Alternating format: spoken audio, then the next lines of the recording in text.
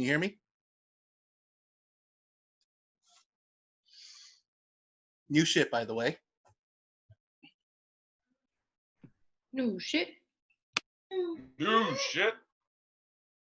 It is impossible to learn forgiveness and forgetting. They do not go hand in hand. They are as different as the land cut by a river with a single bridge. When we spark the fires, we should not desire to bring the bridges back. Instead, we should learn to build anew, build stronger, and able to resist the flame. Same goes for people. We are prone to mistakes. Our faults can be discovered within the foundation, and some repairs do take time. It is often better to commit to adding support rather than rush to fill in all the cracks. But become your own bridge builder. Architect all the bad out. Learn how to evict the monsters and trolls from underneath. They are just squatters. This is not their home. Do not give them the authority to take up space. As I lay new bricks, I learn how to rename them. I name this one depression, becomes the concrete, suicide, the mortar, rape. Rape gets left out of the construction plan completely. Before you know it, I've built a wall. My feet have been plastered within the ground. I've already forgotten what was on the other side of the river. The storm is coming. They do not warn you to travel light, to leave your traumas behind, to take only what you need to survive. Except now the bridge is your only way out. They constantly tell us it is so much easier to forgive than forget. To burn your bridges seems like an easy escape route. Lighting the first spark always becomes the hardest. But I can learn to forgive. I can learn to forgive. But I can't say the same for the fire. The flames can learn to take care of themselves. Woo! Woo! Woo! Woo! Woo! Woo! Please welcome up our first poet of the competition, Hector. Woo! Yeah. Get it, Hector! Internalize homophobia as 5 stages of grief. A fractured erasure. 1. Denial. I earthquake the radiance of my queer, deny its sun rays. I'd rather unbecome into a straight line, hide my spectrum from the cathedral of my uncle's homophobia. I push an erect bell tower against my spine when my masculinity slouches. A man's erection is just a monolith unable to replace my Eucharist. 2. Anger. I loathe my queer, its radiant moonlight. I cut my tongue into a heterosexual sunrise. I scream at God when his halos don't suffocate the queer of my throat. I pray violently for the last supper of my queer. I shove a bell tower each time I lust for Adam and not Eve. 3. Bargaining. I exchange my body with my straight star below the horizon. Body avoids dying. Supernovas of body reject grieving themselves into shattered stained glass. Less hetero joy than homophobia can gaslight. Bare-chested locker room boy becomes forbidden fruit. A haunting bane of my reflection, my stardust implodes into itself. Limbs of broken mirrors with less galaxy than sacred. I become prayer. I survive by crucifying my body to please a Bible. God's dick dissolves in my hand. I am a corpse buried under my ego, so I skin a preacher's tongue till God unwrites my name with less red ink than black holes. I'm gravitied with grief, more wrecked lantern than drunken prismatic sun rays. I'll phoenix myself for fucking ever if I have to soak in the sun. 4.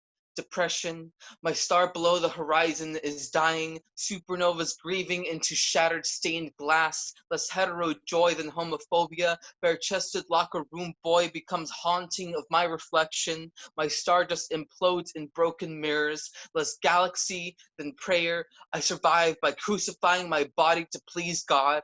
I'm living as a corpse buried under my skin. A preacher's tongue writes my name. Less red ink than black hole.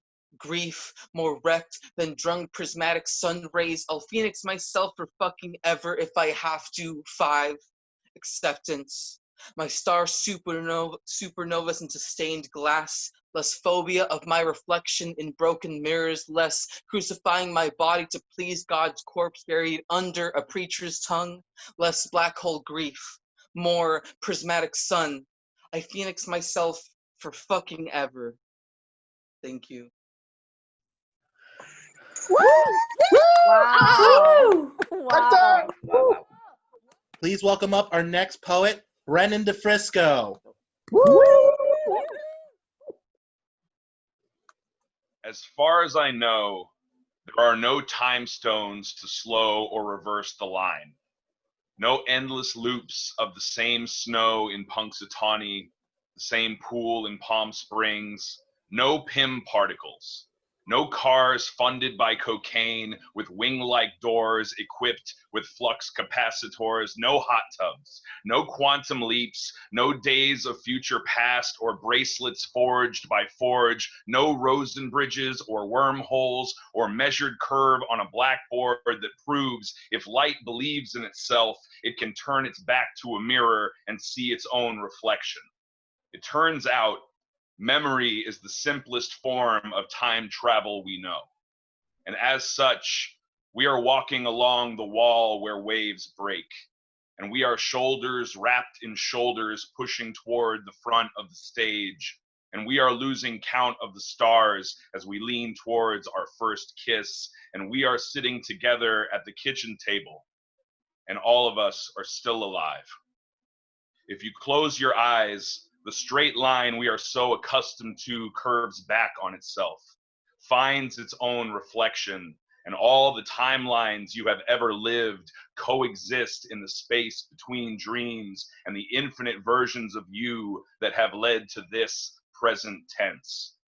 It's funny how clocks are the most like themselves when you travel back in time, how their methods and measures remain constant, as meticulous as their makers, making an interpretation too human to be standardized by the rest of the multiverse, but still remains the closest to its original linear self. If only most things were as simple as changing direction. When you Jeremy bear me your sense of time, your experience will be most like the tide, receding back from its ambitious stretch across sands, which now remember the rocks, glass, and sediments and shards of marvelous metals they came from, now slowly, very slowly, gathering each grain of themselves they surrendered along the way. Eventually, they will travel upstream as salmon leap tail first in the opposite lane, without stitches or scars from the suddenly hungry bear's teeth. Every pebble floating, rolling back to volcanic womb, or reassembling an astral body that vacuums clouds of their fresh smoke, hiccups a burst of flame, leaps into the sky, and suddenly Cretaceous life looks the same again. Only now, snatchers gently return eggs to their nests, and everyone spits leaves back to their branches. Trees humble themselves, turning sugar back into light, more hydrogen on the sun, less fauna above the waterline, until finally one cell looks around, decides life would be better with someone else to share it.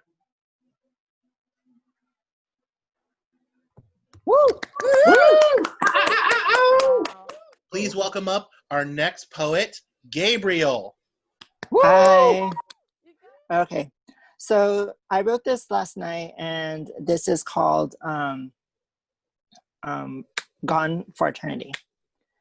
Surrounded by a sea of people, feeling alone and distant, crying for help. Not a word to come out. No one to save me. This torment of hurt has dwelled too much.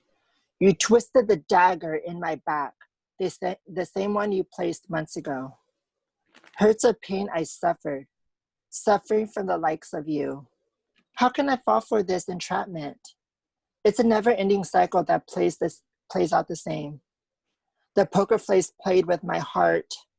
Might as well pull out my heart and crush it, crumble it to pieces like the evil queen had done to her many enemies. My defenses are up. These towering walls have encased my internal feelings that have not seen daylight in decades. Trapped, nowhere to go. Darkness surrounds my heart, but there is a tiny bit of shimmering light left. It is a dim flame about to extinguish. It is a sign. Hope will live on. As time will tell, the flame will vanish. No more. Gone for eternity. In a sea full of people, I'll be forever alone, forgotten. Thank you.